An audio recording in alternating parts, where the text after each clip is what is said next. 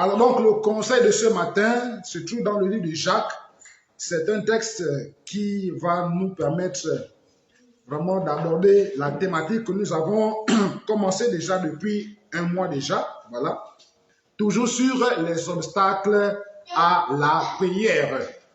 Donc, c'est ce texte qui est un texte de base pour nous permettre de comprendre justement pourquoi est-ce que nos prières souvent et très souvent ne sont pas exaucées, ne sont pas donc, comment dire ça, récompensées. Nous allons le comprendre encore ce matin. On va plus revenir sur tout ce qu'on a déjà dit par rapport aux obstacles, mais nous savons qu'il y a deux catégories d'obstacles. Il y a des obstacles qui proviennent de nous-mêmes et il y a des obstacles qui proviennent de l'ennemi. Pour le moment, nous sommes encore dans la première catégorie d'obstacles, c'est-à-dire les obstacles qui proviennent de nous-mêmes. C'est-à-dire que c'est nous-mêmes qui nous faisons encore des obstacles. Comme on dit, nous nous posons encore les bâtons dans le roue. Hein, c'est nous-mêmes qui mettons encore les bâtons dans le roue, hein, voilà, de nos propres prières. Donc, nous sommes encore dans cette première catégorie d'obstacles. Et nous avons vu que parmi ces obstacles, nous avons l'orgueil, nous avons les doutes, nous avons le manque de foi. Bref, on a déjà dit beaucoup de choses. On ne peut plus vraiment revenir pour gagner vraiment le temps. Nous allons donc directement partir à l'obstacle que nous allons voir aujourd'hui. Et c'est dans le livre de Jacques, chapitre 4. Nous lisons le verset 3. C'est dans le verset 3 que nous allons tirer l'autre obstacle qui fait donc que le Seigneur n'exauce pas à nos prières. Et pourtant, le Seigneur dit, vous me prierez et je vous exaucerai. C'est une promesse que l'Éternel a faite. Mais malheureusement, ici, il dit dans le chapitre 4 de Jacques, verset 3, vous demandez et vous ne recevez pas. Vous voyez qu'il peut sembler qu'il y a une contradiction. Non, il n'y a pas de contradiction. Dieu est fidèle à ses promesses. Dieu est fidèle à sa parole. Quand il dit, il fait tout toujours pour accomplir sa parole. Mais nous allons donc comprendre pourquoi est-ce que, justement, ici, le Seigneur dit, vous demandez et vous ne recevez pas. Et pourtant, il a dit que vous me demanderez et je vous exaucerai. Vous me prierez et je vous exaucerai. Demandez et l'on vous donnera. Mais ici, c'est carrément le contraire. Comment essayer de comprendre cette parole qui semble venir contenir les promesses que l'Éternel a faites. Alors donc, je vais lire tout le passage en entier pour qu'on comprenne maintenant. Il dit, vous demandez et vous ne recevez pas. Alors pourquoi, voilà maintenant il donne la raison. Parce que vous demandez mal dans le but de satisfaire vos passions. Donc la raison principale qui fait que souvent nos prières ne sont pas exaucées, souvent lorsque nous demandons, on ne reçoit pas, c'est parce que nous demandons mal. Voilà la raison principale que nous allons retenir par rapport aux obstacles que nous-mêmes nous mettons. Nous demandons mal, nous ne demandons pas correctement, nous ne savons pas souvent demander à Dieu les choses. Alors maintenant, dans le demander mal là, qu'est-ce qu'il y a de mal quand nous demandons? Quand nous demandons mal là, il y a quoi exactement? Alors ici, on nous donne une chose que nous faisons pour que nous demandions mal. Ici, il dit, dans le but de satisfaire vos passions. Ah, donc lorsque nous demandons avec le but de satisfaire nos passions, alors à ce moment-là, nous demandons donc mal. Donc pour éviter de demander mal, on doit donc faire en sorte que le but de nos prières ne soit pas de satisfaire nos passions. Donc ce matin, nous allons voir cet obstacle-là qui consiste à satisfaire nos passions. Nous allons comprendre d'abord c'est quoi la passion. C'est quoi quand la parole de Dieu dit vos passions. Le Seigneur parle de quoi exactement? Alléluia. Amen. Alors, bien aimé, sachant une chose, le Seigneur veut toujours nous bénir. Le Seigneur veut toujours ouvrir les éclats du ciel en notre faveur. En tout cas, le Seigneur n'attend que cela. Ça ne coûte rien à Dieu, ou bien ça n'enlève rien à Dieu de nous bénir. Ça n'enlève rien à Dieu de nous donner des choses que nous demandons. Ça ne lui demande rien, pas aucun effort. Ça ne lui coûte absolument rien. C'est pas parce qu'il va te demander, il va te donner la voiture que au ciel il n'y aura plus de voiture. C'est pas parce qu'il va te donner la maison que non. Ça ne coûte rien à Dieu et ça n'enlève rien à Dieu de lui donner des choses que nous demandons. Ça Au contraire, il a dit demandez, il le vous donnera. Donc il est prêt à nous donner toutes les fois que nous demandons et que nous sommes dans nos besoins. Mais malheureusement, quand nous demandons, nous ne recevons pas. Et pourquoi nous ne recevons pas? Et tout simplement parce que nous avons un but, celui de satisfaire nos passions.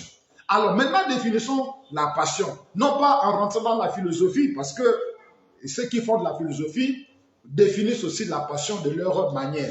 Mais nous allons définir la passion à la manière de Dieu. Alléluia. Nous allons définir la passion selon la pensée de Dieu. Parce que la pensée de Dieu est toujours différente de la pensée des hommes. La manière que les hommes définissent la passion, ce n'est pas la même chose que le Seigneur définit la passion. Parce que Dieu, lui, il voit différemment. Dieu, lui, il voit des choses différemment. Parce que lui, il est l'intelligence supérieure. Et donc, quand il dit une chose, il ne dit pas la chose directement, mais il dit toujours une chose qui est cachée derrière une autre chose. Et donc, ce matin, nous allons voir c'est quoi les passions devant le Seigneur. Vous savez, dans le livre d'Ecclésiaste, il déclare que jeune homme, réjouis-toi de ta jeunesse. Réjouis-toi de ta jeunesse. Vis tes passions, vis tout ce que tu peux vivre, mais sache que au dernier jour, tu viendras à jugement. Alors, donc, à partir de là, nous pouvons déjà commencer à comprendre ce que Dieu entend par passion. Bien aimé, la passion selon Dieu, c'est tout ce qui te détourne de lui. La passion devant Dieu, c'est tout ce qui te met en décalage par rapport à sa volonté. La passion selon Dieu, c'est toute chose, toute pratique, toute pensée, toute attitude qui fait en sorte que tu ne t'occupes plus de Dieu, que tu ne t'intéresses pas à Dieu, que les choses de Dieu, que tout ce qui concerne le royaume de Dieu est pour toi secondaire. Donc, toute chose, toute pensée, toute attitude, tout comportement qui va faire en sorte que tu sois éloigné de Dieu, qui va faire en sorte que tu n'apportes pas beaucoup d'attention à Dieu, qui va faire en sorte que tu ne t'intéresses pas à Dieu, voilà ce que Dieu appelle comme passion. Alléluia. Donc la passion peut être par exemple même tes propres enfants. C'est-à-dire que si tes enfants font en sorte que tu ne t'occupes pas bien de Dieu, si tes enfants font en sorte que tu négliges l'œuvre de Dieu, si tes enfants font en sorte que tu ne sers pas le Seigneur comme il le faut, alors les enfants sont désormais une passion pour toi. Si par exemple ton travail t'empêche de servir le Seigneur, si ton travail t'empêche de te concentrer dans l'œuvre de Dieu, si ton travail t'empêche de participer à l'œuvre de Dieu, alors le travail devient une passion pour toi. Donc tu dois comprendre que la passion devant Dieu ou selon Dieu, c'est tout ce qui t'éloigne de Dieu, c'est tout ce qui t'empêche d'être connecté à Dieu, d'être concentré sur Dieu, d'être concentré sur l'œuvre de Dieu. C'est ce que Dieu appelle la passion. Et à ce niveau-là, ce n'est pas différent de l'idolâtrie. Parce que l'idolâtrie, justement, c'est tout ce qui prend la place de Dieu dans ton cœur. C'est tout ce qui dispute même la place de Dieu dans ton cœur. C'est tout ce qui se bagarre. Ce qui se bagarre dans ton cœur avec Dieu dans ton cœur. Donc, en fait, tu dois comprendre simplement que le plus simplement possible que la passion, c'est toute pensée, toute attitude, tout comportement qui t'éloigne de Dieu ou qui ne te permet pas d'être concentré avec le Seigneur, qui ne te permet pas d'être consacré à Dieu. C'est ça, la passion selon le Seigneur. Et là, quand nous définissons la passion selon la pensée de Dieu, nous voyons qu'effectivement, nous avons beaucoup de passion. Parce que parfois, notre travail nous empêche justement d'aller à l'église à certains dimanches. Parfois, les enfants nous empêchent d'aller à l'église ou bien d'aller servir le Seigneur. Parfois, le mari nous empêche d'aller servir le Seigneur. Parfois, la femme. Vous voyez que donc, finalement, nous sommes tellement entourés de passion que à ce niveau-là, à ce rythme-là, le Seigneur est complètement désemparé ou encore déçu de nous. Parce que nous sommes plus concentrés sur nos passions que d'être concentré sur notre relation avec le Seigneur. Parce qu'en réalité, ce sur quoi nous devons être le plus concentré, c'est d'abord notre relation avec le Seigneur. Les autres relations doivent venir au plan secondaire. Ta relation avec ta femme doit venir au plan secondaire. Ta relation avec tes enfants doit venir au plan secondaire. Ta relation avec tes collègues au travail doit venir au plan secondaire. Bref, toute chose doit venir au second plan. Mais ce qui doit venir au premier plan dans ta vie, c'est ta relation avec le Seigneur. Voilà pourquoi Jésus dit dans sa parole, dans le livre de Matthieu, chapitre 6, verset 33, que cherchez premièrement mon royaume et ma justice. Vous voyez? Donc, en fait, c'est notre relation avec le Seigneur qui doit être au premier plan. C'est notre comment dire ça, communion avec le Seigneur qui doit être au premier plan. En fait, ce qu'on devons rechercher le plus, c'est de satisfaire le cœur de Dieu. En fait, c'est Dieu qui doit être notre première passion. Alléluia.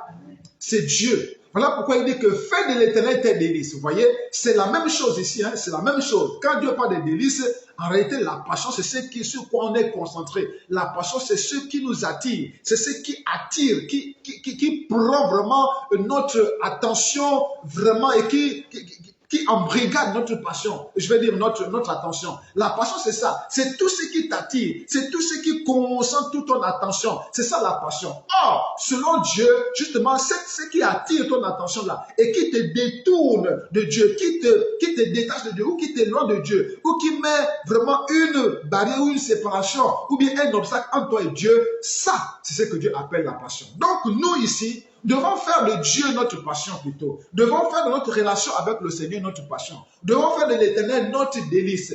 Un délice, c'est ce qui est bien, c'est ce qui est bon, c'est ce qui est merveilleux, c'est ce qui est bon, c'est ce qui est tellement bon à manger ou bien à consommer, ou bref, ou à avoir, que donc à ce niveau-là, ça devient très très intéressant pour nous. Donc c'est Dieu qui doit être très intéressant pour nous. C'est Dieu qui doit être notre délice. C'est Dieu qui doit être notre passion et non les choses du monde. Je n'ai pas dit qu'on peut plus s'occuper des choses du monde. Non, moi qui travaille, je dois m'occuper du travail parce que pour nourrir mes enfants, pour nourrir ma famille, c'est à partir de ce travail-là. Alléluia.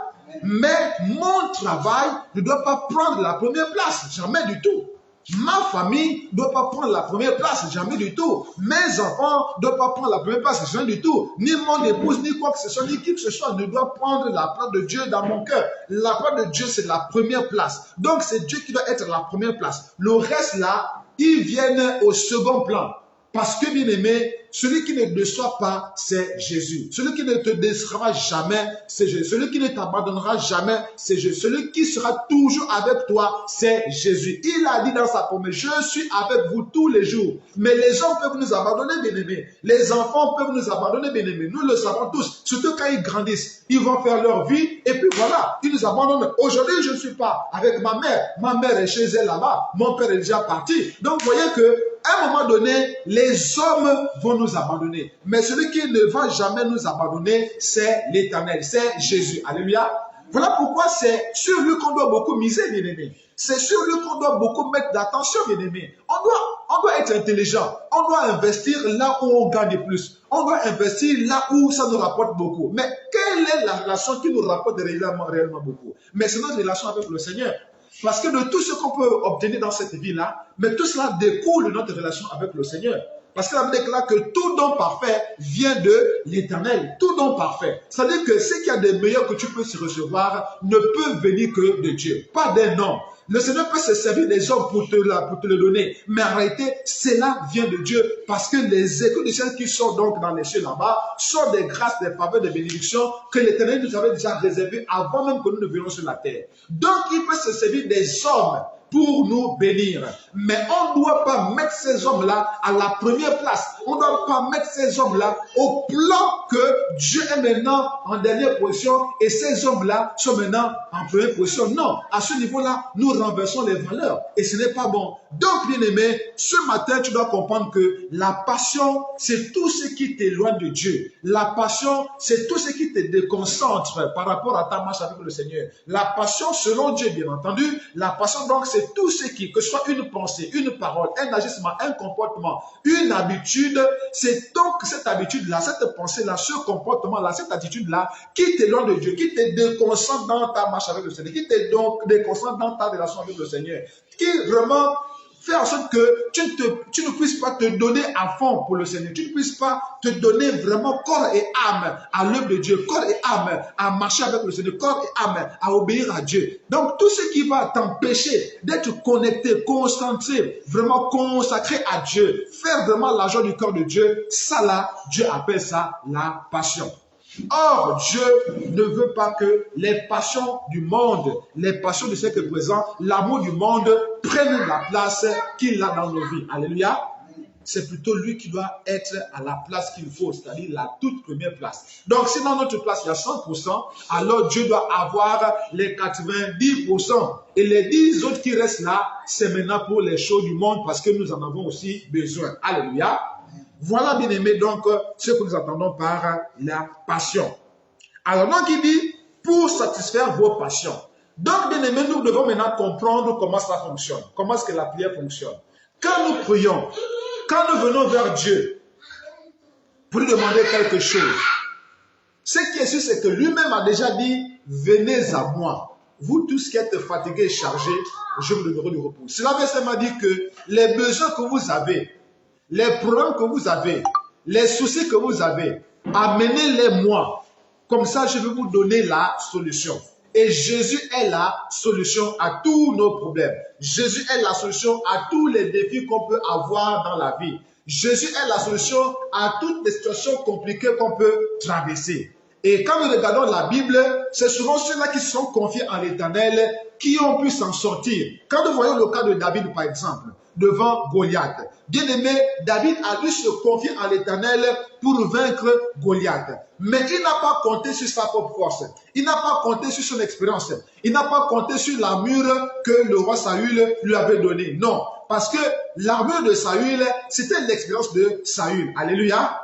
Donc, bien aimé, tu dois compter que sur ta relation avec le Seigneur. C'est parce que David avait déjà une relation secrète avec le Seigneur. Pendant qu'il partait paître le troupeau de son père, il avait déjà une relation avec le Seigneur. Il avait déjà une identité avec le Seigneur. C'était déjà un berger. Donc David avait déjà un cœur de berger. Donc quand il vient devant Goliath, il sait les combats qu'il avait déjà menés en secret. Il avait déjà combattu le lion, il avait déjà combattu l'ours et il les avait vaincus. Donc Goliath n'était plus rien devant lui. Alléluia. Goliath n'était plus rien parce que David avait déjà terrassé les lions. David avait déjà terrassé les ours. Donc, bien aimé, qu'est-ce qui est plus fort que le lion? Qu'est-ce qui est plus fort que l'ours, bien aimé? Si tu as déjà vaincu le plus fort, alors, bien aimé, quiconque viendra encore devant toi, tu vas aussi les terrasser. Pourquoi? Parce que tu as déjà vaincu le plus fort. Alléluia.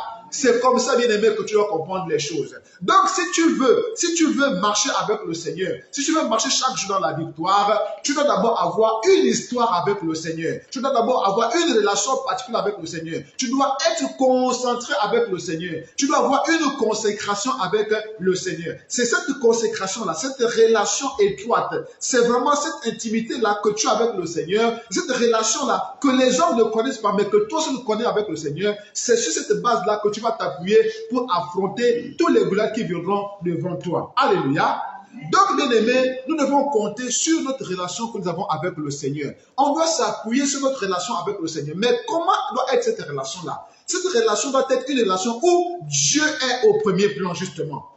La relation sur laquelle nous devons compter pour vaincre les défis, pour vaincre les obstacles qui doivent se présenter à nous, c'est une relation où Dieu est au-dessus de tout. Dieu est au premier plan. Dieu est à la première place. Voilà la relation que Dieu veut entretenir avec nous. Une relation où c'est lui qui est le chef, celui qui décide, celui qui a le dernier mot, celui qui doit déterminer ce que tu dois faire, ce que tu dois penser, ce que tu dois dire. Bref, c'est lui qui doit avoir le dernier mot dans la relation que tu dois entretenir avec lui. Alléluia. Mais il ne veut pas d'une relation où ce sont tes besoins qui dominent, où c'est ta volonté qui domine, où c'est ce que toi tu veux qui... Non, non, non. Cette relation-là, Dieu n'en veut pas. Mais Dieu veut une relation où c'est lui qui est le chef, c'est lui qui domine, c'est lui qui décide, celui qui a le dernier mot. Voilà le genre de relation que Dieu veut entretenir avec nous. Mais si toi tu veux maintenant mettre en avant ta volonté, bien aimé, il va te dire, ok, comme c'est ce que tu veux faire, ok, fais d'abord comme ta volonté veut, et moi je vais d'abord te regarder. Or, nous savons bien aimé que nous, en tant qu'humains, nous avons des faiblesses, nous avons des manquements, et si nous nous basons sur notre propre volonté, nous allons passer à côté de la volonté parfaite du Seigneur. Voilà pourquoi ce matin, tu dois comprendre une chose, un secret avec le Seigneur. Tu dois te baser sur ta relation avec le Seigneur pour marcher dans la victoire, dans la vie de tous les jours. Je répète, tu dois te baser sur ta relation avec le Seigneur. Tu dois te baser sur ta relation avec le Seigneur pour marcher dans cette vie présente. David, je reprends le cas de David. David comptait sur la relation qu'il avait avec le Seigneur. Qu'est-ce qu'il va dire à Goliath? Il va dire à Goliath ceci. Je viens, toi tu viens à moi avec les lances, les javelots et tout ça là. Mais moi je viens contre toi au nom de l'Éternel que tu as offensé. Vous voyez? Donc, David s'est souvenu de sa relation avec le Seigneur. David s'est souvenu que si déjà dans le désert, quand je dis désert, ce n'est pas vraiment désert, c'est-à-dire dans le secret, pendant qu'il était dans les pâturages, pour faire perdre le troupeau de son père, il avait vaincu l'ours, il avait vaincu le lion, non pas passé pour force, mais avec la force que l'Éternel lui avait donnée. Il avait compris aussi que s'il a fait ça avec moi en secret, maintenant en public là, devant cet incirconcis, le géant là, le Goliath qui a incité l'Éternel là, je vais le terrasser parce que j'ai déjà terrassé les autres avant lui. Alléluia. Donc, vous voyez que David s'est appuyé sur sa relation avec l'Éternel. Il avait d'abord une relation avec le Seigneur. Donc, toi et moi devons aussi faire la même chose. On doit développer notre relation avec le Seigneur. Notre relation avec le Seigneur doit être notre priorité. Notre relation avec le Seigneur doit être véritablement notre leitmotiv. Alléluia. On doit rechercher cette relation-là et on doit l'entretenir. De la même manière que lorsque nous mettons une marmite au feu de bois, nous l'entretenons, nous activons le feu à chaque fois pour que le feu soit toujours en action. La même chose aussi avec le Seigneur. On doit toujours tout faire pour activer le feu, afin que notre relation avec le Seigneur ait toujours le feu, qu'il y ait toujours la chaleur. On doit éviter de faire en sorte qu'il y ait le froid entre Dieu et nous. Alléluia. On doit éviter cela.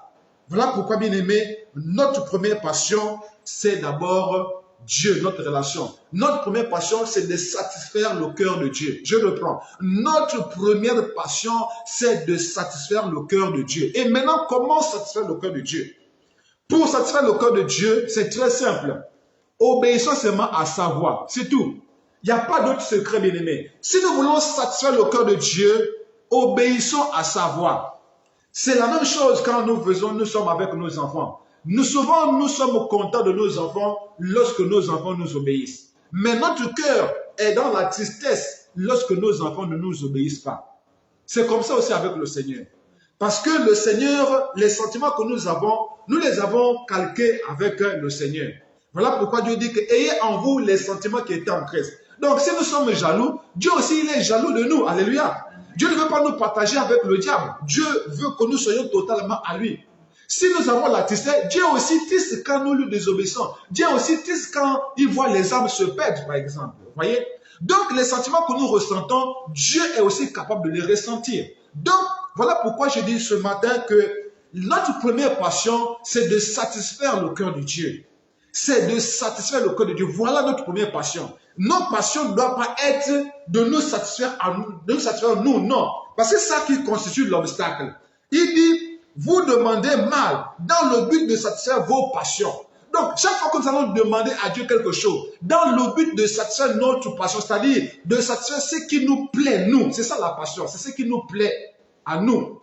Quand nous allons demander des choses à Dieu, pour satisfaire ce qui nous plaît à nous, pour satisfaire nos cœurs à nous, alors à ce moment-là, il y aura un obstacle. Mais si nous demandons des choses pour satisfaire le cœur de Dieu bien-aimé, pour satisfaire le cœur de Dieu, à ce moment-là, cette prière-là sera une prière qui sera agréable devant le Seigneur. Donc, on doit chercher à faire en sorte que les prières que nous faisons soient des prières qui satisfassent le cœur de Dieu. Nos prières doivent être des prières qui font plaisir au cœur de Dieu. Nos prières doivent toucher le cœur de Dieu. Et pour que nos prières touchent le cœur de Dieu, il faudrait que Dieu trouve son compte dans les choses que nous demandons. Je reprends. Pour que le cœur de Dieu soit touché, il faudrait que ce que nous demandons concerne Dieu. Il faudrait que le Seigneur trouve son compte dans ce que nous lui demandons. Quand tu demandes le travail, par exemple, quelle est la part de Dieu là-dedans?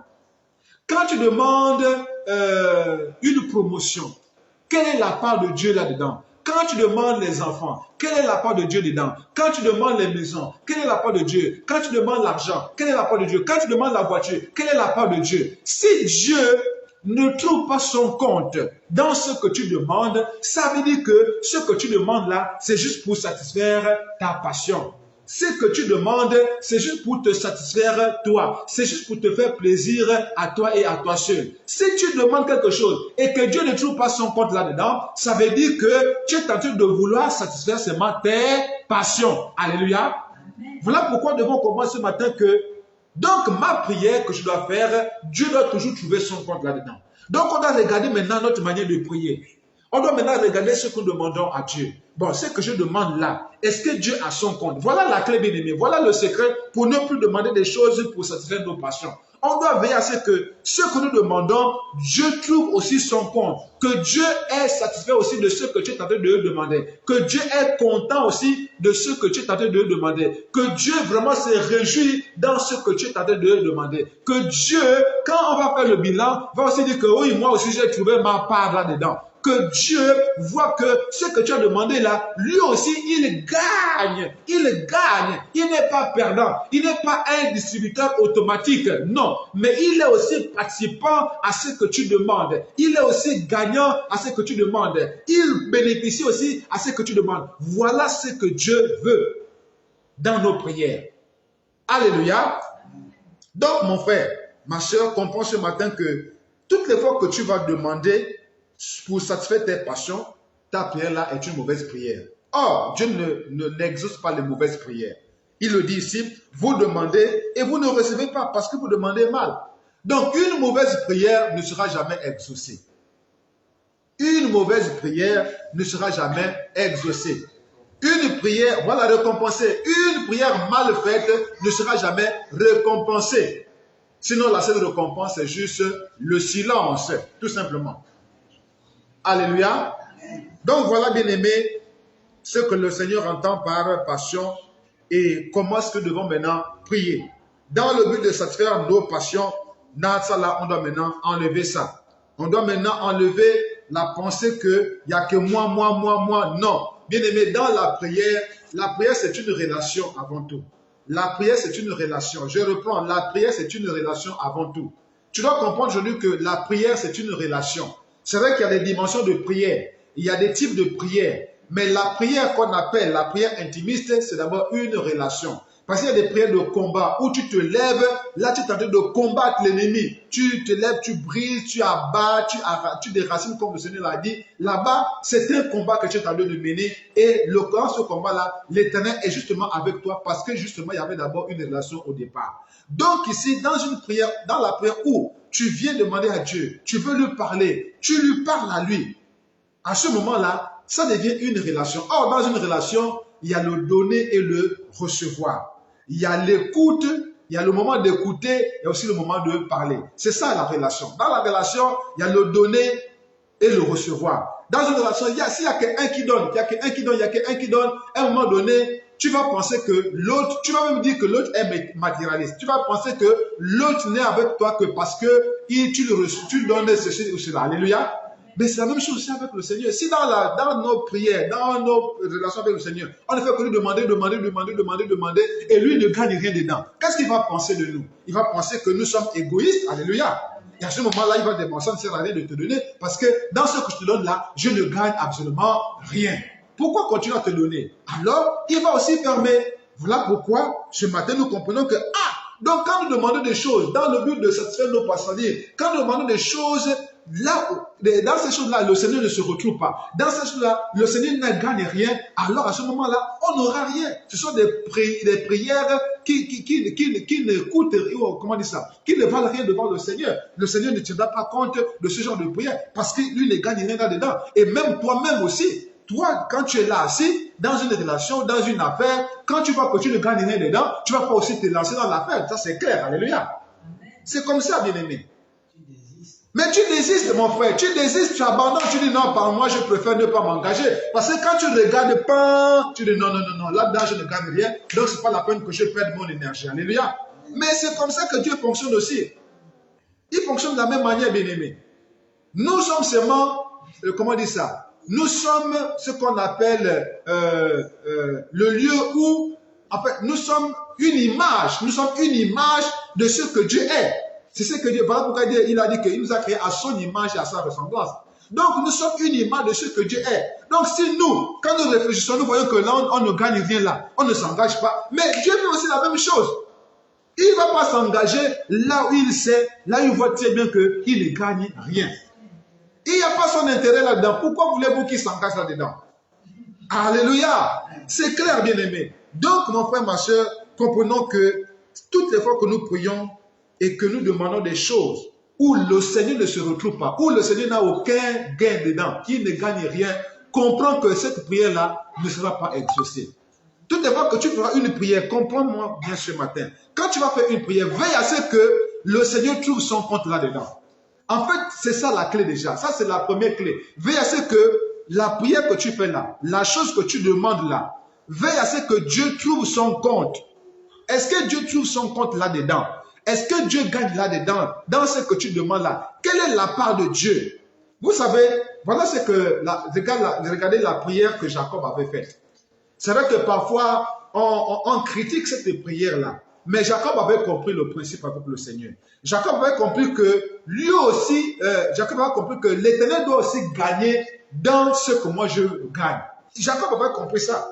Quand Jacob fouillait son frère Esaü, vous savez ce qui s'était passé, il avait trompé, il a volé le droit de Dès, et maintenant il était obligé de fuir.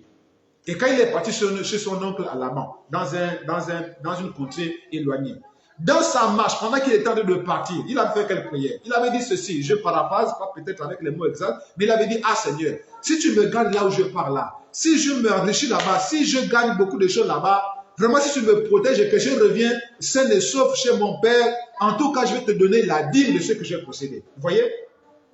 Mais bien aimé, est-ce que l'Éternel n'a pas gardé là-bas? Si. Est-ce que l'Éternel ne l'a pas fait prospérer là-bas? Si. Mais pourquoi? Mais parce que quand Jacob avait fait la prière, Dieu avait trouvé son compte. Dieu avait trouvé son compte dans la prière que Jacob avait faite, bien-aimé. Comprenez bien les choses, bien-aimé. Soyons intelligents et comprenons que si Dieu ne gagne rien dans ce que tu fais, Dieu ne sera pas avec toi. Dieu va te laisser faire avec tes propres forces. Il va te laisser, ok, faire, puisque c'est toi qui gagne. C'est toi qui gagne tout le mois, je ne gagne rien. Fais, moi je ne vais pas gaspiller mon énergie là où je ne gagne rien. C'est ce que Dieu fait aussi avec nous, bien-aimés. Voilà pourquoi il dit ici que dans le but de satisfaire vos passions, quand tu fais des choses, quand tu dis des choses, quand tu demandes des choses, c'est moi dans le but de satisfaire tes passions, c'est-à-dire dans le but seulement de gagner toi seul, de te satisfaire toi. De chercher que ce qui te plaît à toi et Dieu ne gagne rien dedans, ces prières-là, Dieu ne sera pas là-dedans. Ça, c'est un obstacle majeur, un gros obstacle dans nos prières, bien-aimés. Le fait de satisfaire nos passions-là, c'est un gros obstacle. Et donc, nous devons nous servir du cas de Jacob. Il a dit, Seigneur, si tu me gardes, j'arrive chez mon oncle, je reste là-bas, je prospère là-bas, je gagne beaucoup d'argent, bref, je m'enrichis là-bas. Bref, si je reviens en bonne santé, en pleine forme chez mon père, chez mes parents, si tu me gardes à l'aller comme au retour, voilà ce que je vais te donner. Je vais te donner la dîme de tout ce que je vais recevoir. Quand Dieu a dit, donc c'est ce que je vais gagner, ok, d'accord, ok, allons-y ensemble. Et il a déclaré que l'Éternel avait été avec Jacob. Quand il gardait les troupeaux de son oncle là-bas, il faisait prospérer les troupeaux. Et Jacob est sorti de là-bas riche, plus riche même que son oncle. Et il a épousé 2 femmes. Bref, il est sorti de là vraiment béni. Alléluia. Donc, bien aimé, sachons une chose. Toutes les fois que nous prions et que Dieu ne trouve pas son compte là-dedans, tu vas prier matin, midi, soir. Tu ne vas rien recevoir du Seigneur. Tu ne vas rien recevoir. Au contraire, tu seras que dans le vide et tu vas penser que Dieu t'a oublié. Non, Dieu ne t'a pas oublié. Dieu entend bien comment tu pries. Dieu écoute, il tient bien tes paroles. Mais de toute façon, avant même que tu n'ouvres la bouche, il sait ce que tu vas lui demander. Mais ça, c'est moi que si Dieu ne répond pas, c'est parce que toi-même, tu as mis une barrière. Tu as mis un obstacle. Et quel est-il? Ben, cet obstacle, c'est quoi? C'est le fait de satisfaire tes passions. C'est-à-dire, c'est le fait que tu as demandé des choses qui ne te concernent que toi, des choses où il n'y a que toi qui gagne, des choses où le Seigneur ne gagne rien. Voilà l'obstacle à nos prières. Alléluia. Donc, le modèle que nous devons suivre, c'est le modèle de Jacob.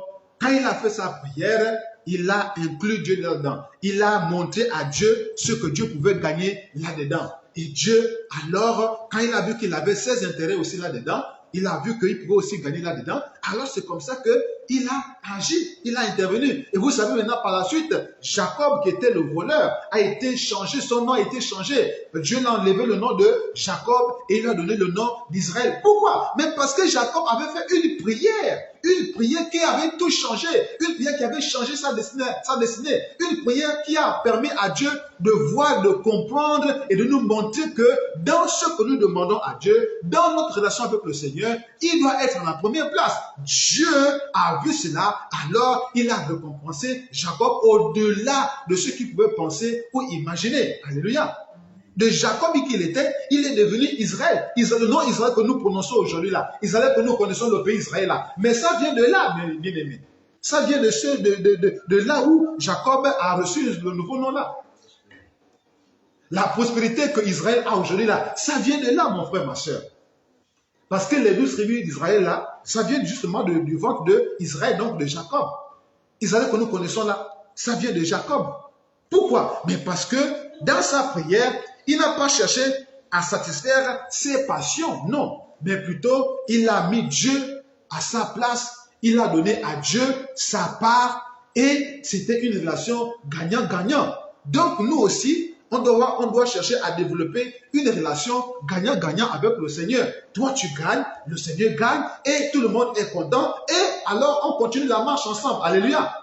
Parce qu'elle a déclaré que deux personnes ne peuvent pas marcher ensemble si elles ne se sont pas accordées. Donc, Dieu doit trouver son compte dans ce que tu fais. Et toi aussi, tu dois trouver ton compte dans ce que tu fais. Et alors, vous pouvez marcher avec le Seigneur. Il n'y a pas de problème. Donc, bien-aimés, voilà l'obstacle que nous avons vu aujourd'hui, que le Seigneur nous a montré aujourd'hui. L'obstacle, je le répète pour que ce soit vraiment très clair dans notre esprit, l'obstacle qui empêche au Seigneur de nous récompenser, de nous donner ce que nous avons demandé.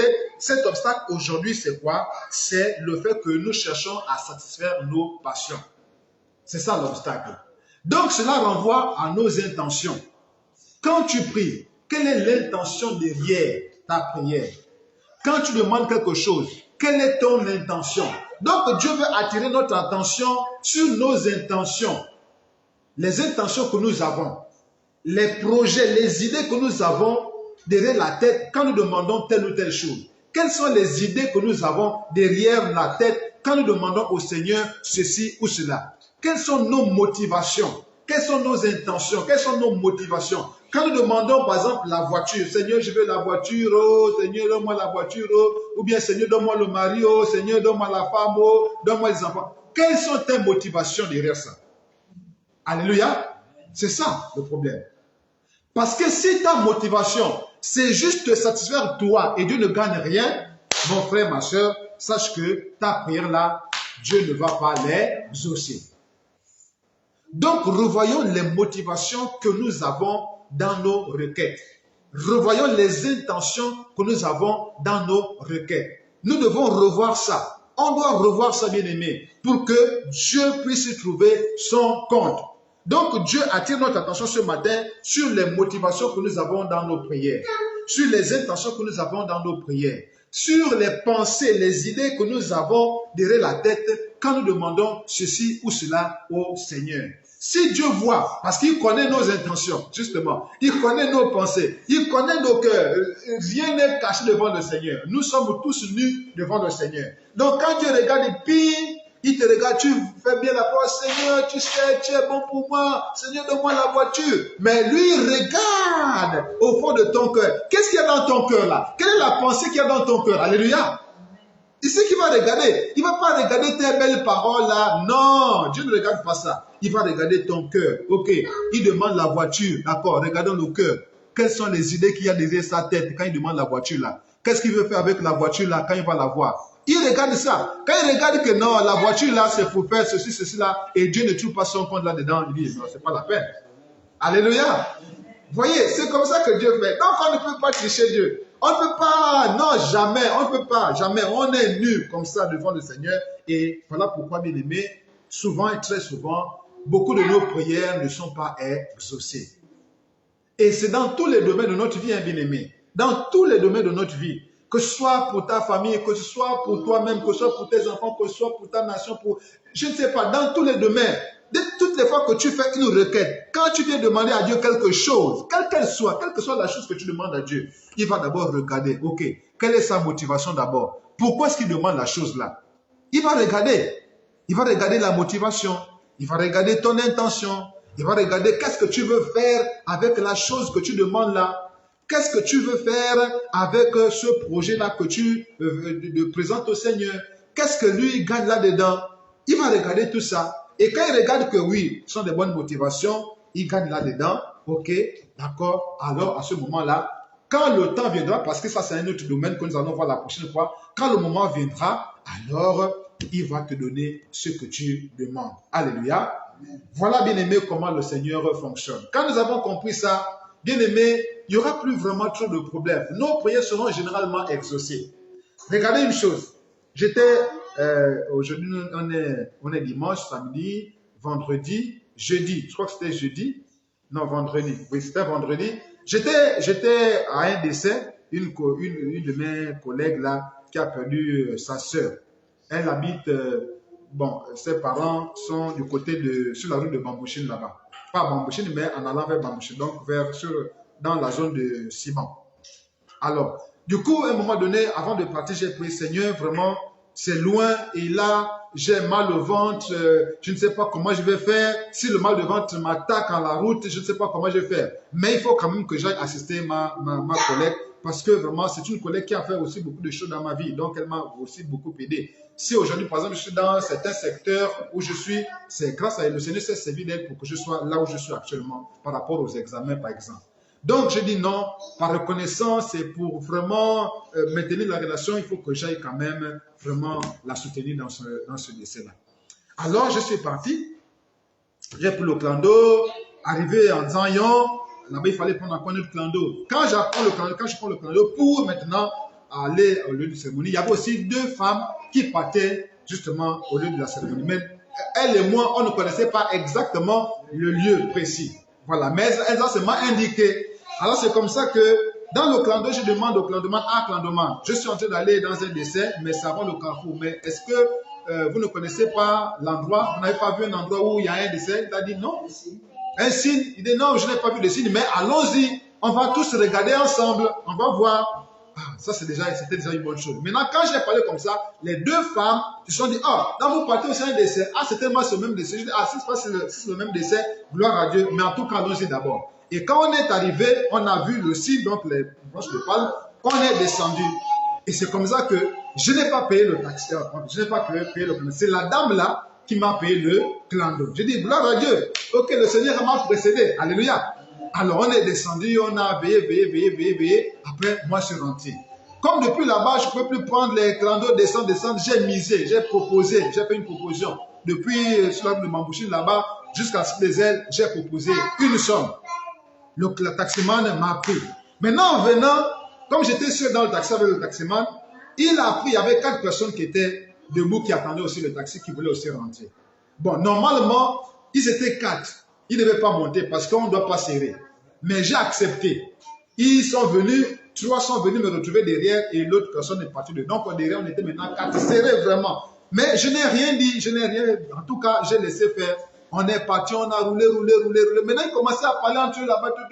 À un moment donné, comme il y avait une femme parmi eux, la femme dit, vraiment, le papa là, il est sage. Hein? On est venu le serrer alors qu'il aurait pu refuser. Vraiment, papa, vraiment, vous êtes sage, vraiment.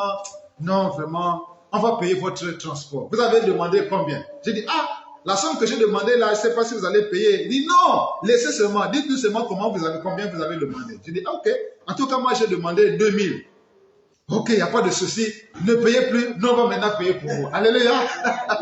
Donc, je suis parti de là-bas jusqu'à la Cité des Ailes sans plus payer. Donc, les 2000 que je devais dépenser, je n'ai plus dépensé. Et le taxi que je devais payer là-bas aussi, quand je partais, je n'ai plus. Donc, vous voyez que j'ai recommandé mon sort à l'Éternel. J'ai compté sur Dieu parce que Dieu avait vu mon cœur. Dieu avait vu que si je partais, c'était d'abord non seulement pour exprimer ma reconnaissance par rapport à ce qu'elle a fait pour moi, ce que Dieu a fait pour moi au travers d'elle, voilà. Et Dieu a vu que c'était son nom qui devait être glorifié parce qu'elle aussi c'est une chrétienne. Donc c'est une sœur en Christ en même temps aussi. Donc Dieu a vu que lui aussi gagnait là-dedans. Donc en partant, il a disposé toutes choses, l'aller comme retour, il a favorisé mon déplacement. Alléluia. Donc je fais ce témoignage pour seulement vous montrer que quand Dieu trouve son compte dans des choses que nous faisons, quand Dieu trouve son compte dans les prières que nous faisons, bien aimé, il va toujours faire quelque chose aussi. Il va disposer les choses. Moi, je ne m'attendais pas vraiment à cette faveur-là. Je paye, je pars, c'est quelqu'un d'autre qui me paye le transport, je reviens, c'est quelqu'un d'autre qui paye le transport. Vraiment. C'est loin. Alors, vous voyez que c'est Dieu qui fait ça. Alléluia. Donc, voilà, bien aimé, un témoignage pour nous encourager à faire des prières où Dieu trouve son compte là-dedans. Quand Dieu trouve son compte dans les prières que nous faisons, il va forcément disposer toutes choses en notre faveur. Amen, amen. Donc, voilà, bien aimé, je voulais terminer par ce témoignage pour vraiment nous encourager à mettre Dieu devant. Dans toutes choses, Dieu doit toujours être devant. Dieu doit toujours trouver son compte. Il doit toujours gagner dans tout ce que nous faisons. C'est Dieu qui doit toujours gagner et alors nous serons toujours plus que vainqueurs. Alléluia. Que le Seigneur bénisse sa parole. Gloire à Jésus. Alors nous allons prier.